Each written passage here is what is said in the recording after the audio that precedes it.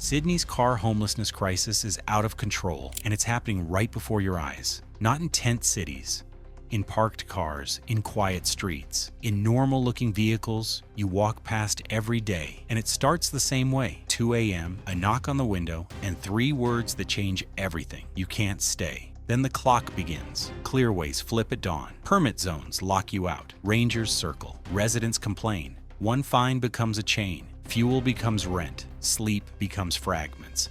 Homelessness services are warning they will need to make very difficult choices about who to help and who to turn away unless the government increases support. Peak Body Homelessness Australia reports more children and families are sleeping in cars and couch surfing. And here's the part nobody wants to admit. Some people are working full-time and still sleeping in cars.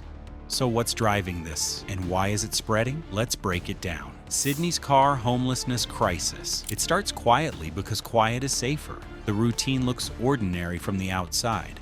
A car parked a little farther from bright shop fronts, windows shaded, belongings tucked away so nobody can tell there is life inside. The person inside is not trying to make a statement. They are trying to make it through the night. That quietness is what confuses people. That it's important to meet people where they are, and part of that means providing a place to live first and then addressing other needs. That for many people, getting a house is just the beginning of the journey, not the end. They expect a crisis to announce itself. They expect tents, shouting, something that looks like total collapse. Vehicle homelessness is often the opposite.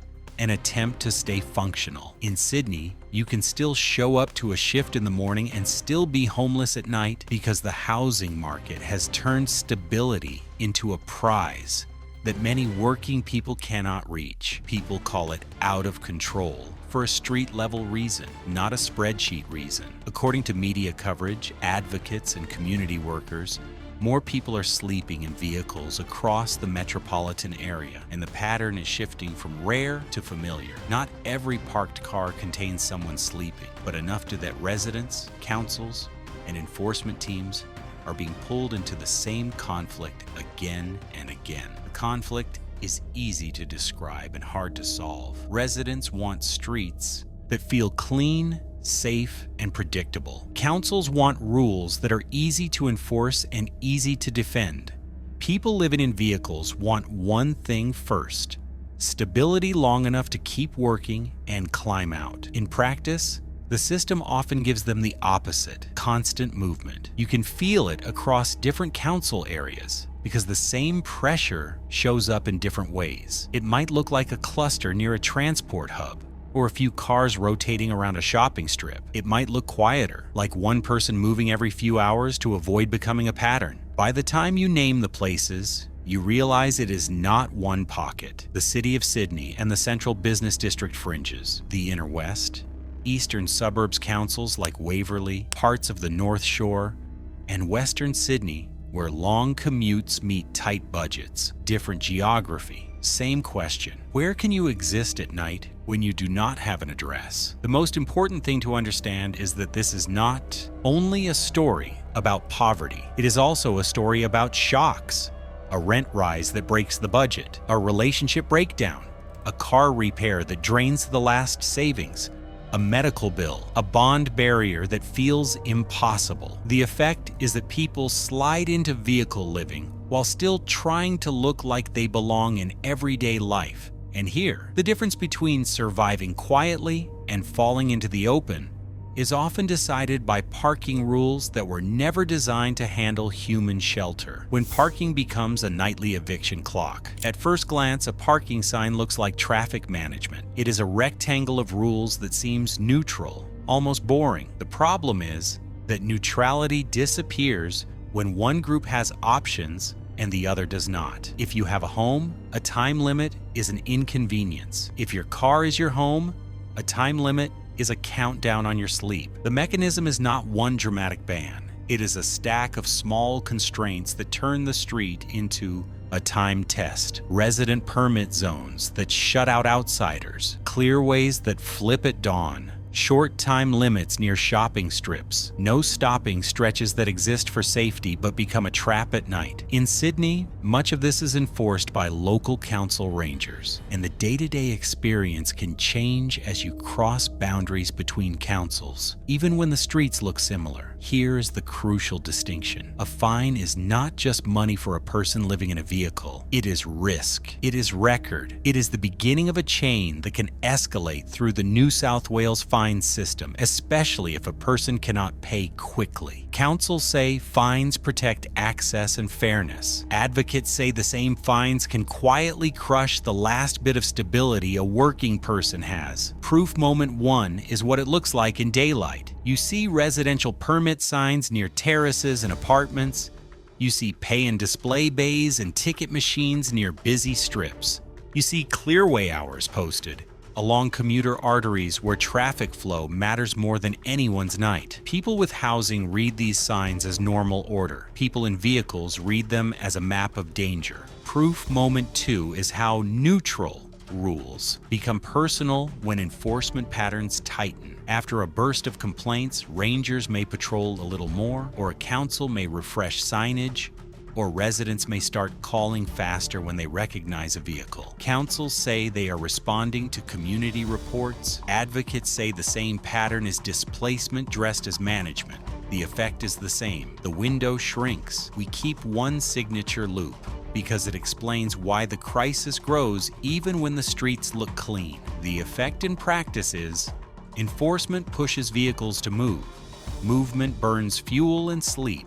Loss of sleep harms work and health. Stress increases mistakes. Mistakes produce fines. Fines increase fear. Fear increases movement. That is the loop. We do not need to repeat it again. We only need to watch it happen. And when you watch it happen, you notice something uncomfortable. The rules do not have to mention homelessness at all to function like eviction. They only have to compress the window of allowed existence until the person inside has no normal night left. If you've made it this far, you see the mechanism. Now help me map it. Where are the hot spots shifting? Stations, beaches, industrial edges, or quiet residential streets? Comment your area, like and subscribe, because the next part gets even sharper. The receipts behind Sydney's enforcement machine. Sydney's car homelessness crisis does not escalate because one rule suddenly appears. It escalates because the system is built from layers that overlap, and those layers get tighter under public pressure. Start with the simplest reality. The curb is not one jurisdiction. In Sydney, the street experience changes as you cross council lines. The City of Sydney has one set of parking controls. The Inner West Council has another, Waverley has another, and councils across the North Shore and Western Sydney add their own local patterns. The rules might look similar on paper, but enforcement intensity is not identical, and people living in vehicles learn quickly where the tolerance is thin and where the patrol rhythm is faster. Then there's the second layer, timed streets, that change character depending on the hour. Clearways, loading zones, resident permit areas, short stay commercial strips, and restrictions around transport corridors create a map where legality is temporary. Councils describe this as traffic flow and access management. For a person sleeping in a vehicle, the effect is different. The night is broken into shrinking windows where a spot is allowed, until the street flips into move now. That is why people describe it as an eviction clock. Not because the law says homeless, but because the street rules behave like they do. The third layer is complaint-driven escalation. Councils rarely frame enforcement as targeting homelessness. Instead, they respond to reports, rubbish, noise, blocked access, the same vehicle appearing repeatedly, residents feeling unsafe, and the belief that a street is becoming a semi-permanent campsite. You can hear this language in council statements and local community meetings. Amenity, safety, access, fair use of public space. Advocates respond with a different summary. Enforcement clears visibility, not need. Both sides are describing real pressures. The difference is the outcome. When complaint volume rises, patrol attention rises, and the tolerance window collapses. The fourth layer is the penalty pipeline. A parking fine is not only a small inconvenience when you are already living on the margin, it becomes a decision that reshapes the week. Pay the fine and you lose fuel or food money. Do not pay and you risk escalation through the New South Wales fines system. And once the fear is not just a notice but the next step, immobilization, impoundment risk, compounding fees, behavior changes. People stop choosing the safest place.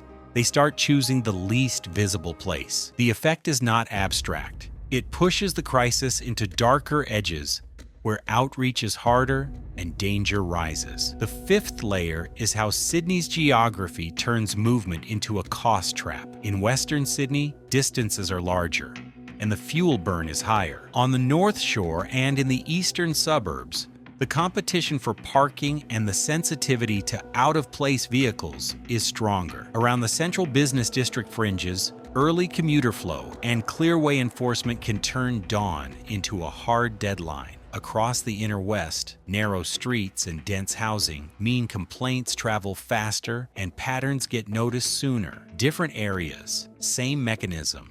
The system rewards constant movement and punishes stability. The sixth layer is what the system does to services without even intending to. Once enforcement pressure increases, people living in vehicles start avoiding anything that makes them trackable. Advocates say people skip outreach because they fear being recorded and then targeted. Some councils say they are simply enforcing rules fairly. But in practice, the fear of visibility reduces contact with help, which reduces accurate counting, which then gets used to justify more enforcement because the public sees the issue as unmanaged. This is the quiet feedback loop that makes Sydney's car homelessness crisis feel like it is accelerating, even when the streets look clean on camera. And that leads to the hardest truth for Sydney. When housing pathways move slowly and enforcement moves quickly, the system produces displacement faster than it produces exits. The public experiences this as chaos. People in vehicles experience it as exhaustion. Councils experience it as an endless game of whack-a-mole. But the underlying driver stays the same. The need for somewhere to sleep does not disappear when a street is cleared. It just relocates. Because once you understand that, the next question is unavoidable. Why does Sydney produce so many people who are still working, still trying to hold life together, yet still ending up inside vehicles? And what makes escaping that condition so difficult here? Why Sydney makes vehicle homelessness harder to escape? Sydney's car homelessness crisis grows fastest where three pressures collide at the same time: housing affordability, competition for space, and enforcement that moves faster than housing pathways. Each one alone is stressful. Together, they create a trap that looks like bad luck from the outside and feels like a system from the inside. Start with the housing pressure. In Sydney, people are not only competing for homes, they are competing for stability itself. Rents rise, vacancy feels tight, and the path back into a lease can start to resemble a screening process where 1 weak month becomes a permanent mark. People describe inspections as auditions because that is what it feels like. You are not applying for shelter, you are performing reliability. Add the bond barrier, add moving costs, add the reality that casual hours and contract work can shift week to week, and someone can be working constantly while still failing the housing maths on paper. That is why this crisis is not confined to the far edge. It presses inward into the working middle where people still look functional until the night reveals the truth. Now layer the space problem on top. Sydney is dense and the curb is not neutral. A vehicle is shelter, but it is also a footprint on public space in a city where parking is already contested. That contest is sharper in some areas. Around the city of Sydney and central business district fringes, turnover rules and clearways can turn the morning into a hard deadline. In the inner west, narrow streets and dense housing patterns are noticed quickly, and complaints can escalate fast. In the eastern suburbs and parts of the North Shore, parking availability and amenity are defended aggressively, and vehicles that look out of place draw attention sooner. In western Sydney, the geography stretches the problem. Longer distances make forced movement more expensive in fuel, and longer commutes become riskier when sleep is fragmented. Different council areas, different street politics, same result. Stability becomes difficult to hold. That leads to the core Sydney twist. Most people can climb out of a crisis if they can stabilize for a few weeks, sleep properly, keep work steady, rebuild savings, line up documents, and plan the next move. But stability requires staying in one place long enough to recover. In Sydney, the street environment often makes stay still the one thing you cannot do. Counting adds another layer of confusion. Vehicle homelessness is easy to miss because it is designed to be invisible. Different systems use different definitions, and people in cars often avoid contact because visibility can invite penalties. Councils tend to see the issue through complaints and hotspots. Services tend to see the people who engage. Media tends to amplify the most dramatic clusters. So when numbers are debated, the argument is often about measurement, not reality. Finally, governance fragments responsibility. Councils manage local streets and ranger enforcement. The New South Wales government controls major levers like fines, systems, and funding. New South Wales police can be involved where safety issues arise. That layered structure makes displacement easier than stabilization because a person can be pushed across council boundaries without any single agency owning the whole pathway out. Put it together, and the thesis becomes simple. In Sydney, enforcement can relocate the crisis quickly, while housing absorbs it slowly, which is why credibility requires the next chapter. Residents and councils have real reasons to act, and some complaints are grounded in genuine safety and sanitation concerns. The question is not whether those concerns are real. The question is what enforcement produces when the need does not disappear. What residents and councils say and what it changes. Most residents do not wake up wanting to punish strangers. They wake up wanting a street that feels safe, clean, and predictable. In Sydney, once a cluster of vehicle sleepers becomes a visible pattern, the concerns residents raise tend to sound the same across council meetings, community forums, and local media comments. Rubbish that builds up, footpaths that feel narrowed, sight lines near intersections that feel compromised, noise late at night, sanitation worries, and the feeling that a shared public space is being converted into private shelter without consent. Even people who feel sympathy can still feel overwhelmed when the pattern looks permanent. Councils echo parts of this, because councils have to manage daily friction. In council statements and ranger briefings, the language is usually amenity, public safety, access, and traffic flow. They point to rules that already exist and argue they are enforcing them consistently, not targeting anyone's circumstances. Some councils also cite the practical cost of repeated cleanups when hotspots form. The underlying message residents want is simple: we have to respond. And councils, especially in high-pressure areas near the city of Sydney and busy commercial strips, feel the political need to show visible action quickly. Advocates answer with a different emphasis. They argue that the vehicles are not the root problem. The lack of housing exits is. They say enforcement clears a street, not the need. According to advocates and outreach workers, displacement increases risk by pushing people into darker edges, forces more driving while exhausted, and makes it harder to maintain contact with services. They also warn that when penalties stack, people hide harder, and hiding reduces the chance of support reaching them before a crisis becomes irreversible. Here is the proof dynamic that makes both sides feel like they are losing. A cleared area often refills somewhere else quickly. One week, the complaints are near a transport node at the edge of the central business district. The next week, the focus shifts into the inner west. The week after that, the same pattern appears closer to an industrial edge in western Sydney,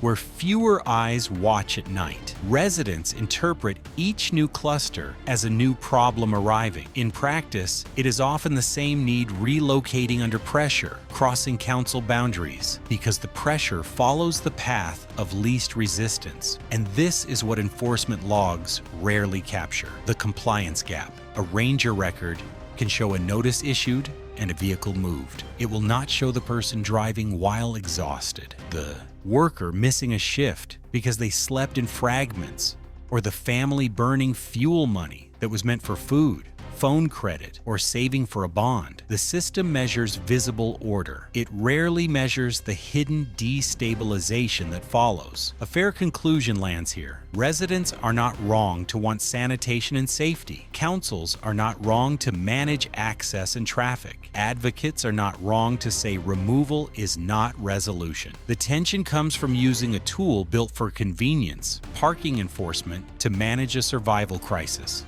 That is why the realistic middle ground is not denial, and it is not cruelty. It is triage. Safe parking is triage, not a destination. The phrase safe parking can trigger the wrong reaction. Some people hear it as encouragement, like the system is normalizing vehicle living.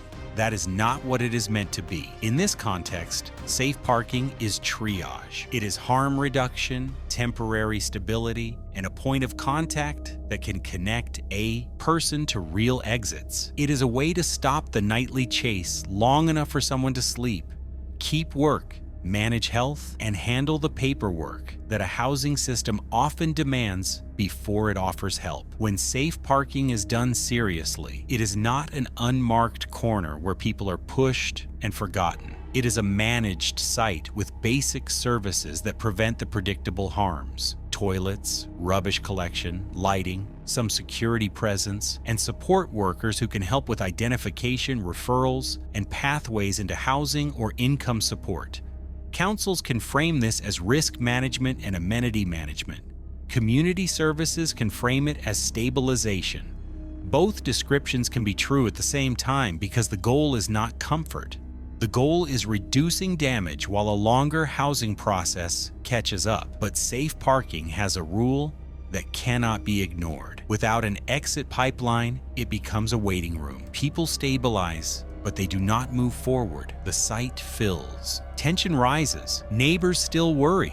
Councils still face pressure, and the same debate returns, only now concentrated in one place. That is why any safe parking approach has to be tied to rapid rehousing and prevention, or it turns into a holding pattern that manages visibility without solving the underlying shortage. Then comes the question that always follows. If shelters exist, why do people still sleep in vehicles? The answer is rarely one simple refusal. It is a bundle of barriers that can make a shelter bed feel unstable in a different way. Some shelters separate couples. Some cannot accommodate pets. Some have curfews that clash with late shifts. Some require daily exit routines that make it hard to keep work and appointments. Some environments feel unsafe for people carrying trauma. And some people have had experiences that make them distrust services or fear losing the one asset that keeps them afloat. For someone trying to hold life together, the vehicle can become the least bad option because it is predictable. It keeps belongings close. It keeps a family together. It keeps the commute possible. It preserves a small amount of control in a life that has lost most of it. That does not make it good. It only explains why it happens. So what does a realistic policy menu look like for Sydney, where local councils manage streets and the New South Wales government holds broader levers? That question leads to the fork, the Sydney fork in the road. There are three paths that keep showing up in cities under pressure, and Sydney is already drifting between them. The first path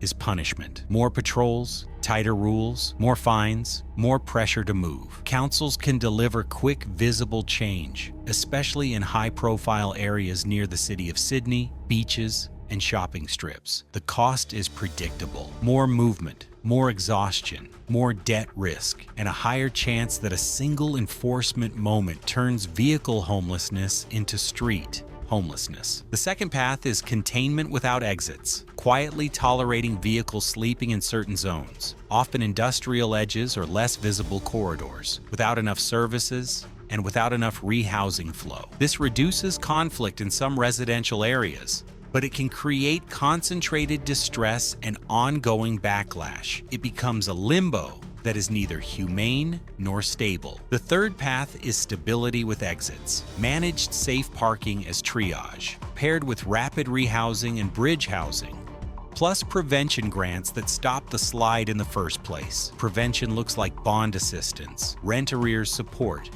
and essential car repair help, because for many people, the car is both shelter and the only path to work. And behind all of it sits the hardest lever, increasing housing supply and reducing barriers that keep affordable homes scarce. Sydney's car homelessness crisis isn't someone else's problem. It's happening street by street, quietly, right now. So I want to hear from you. Are you seeing this near the CBD, Inner West, Eastern Suburbs, North Shore, or Western Sydney? What should Sydney fund first? Safe parking with exits, rapid rehousing, or prevention grants? Drop your pick in the comments. Like, subscribe, and I'll keep these breakdowns coming.